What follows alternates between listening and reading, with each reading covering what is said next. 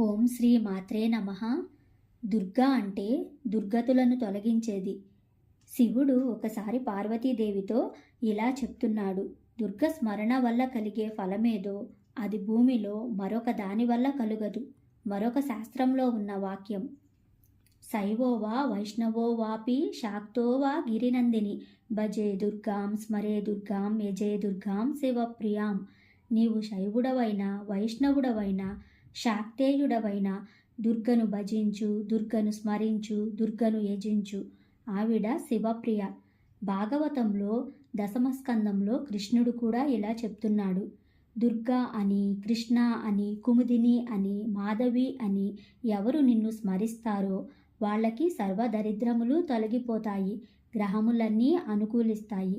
సంధ్యావందనంలో ఉపాసించబడేది కూడా ఈ తల్లే. ఎవరికైనా మంత్రం కావాలనుకున్నా దుర్గా అనేది గొప్ప మంత్రం. నామం మాత్రమే మంత్రం. ఎప్పుడైనా ఎటువంటి కష్టం వచ్చినా, ఎటువంటి భయం కలిగినా శ్రీ దుర్గాయై నమః అనుకోండి, అన్ని భయాలు తొలగిపోతాయి.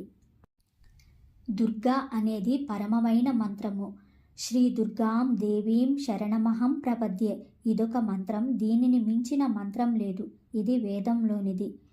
ఎటువంటి పరిస్థితిలోనైనా నిరంతరం మననం చేసుకుంటే తల్లి అన్నీ చూసుకుంటుంది.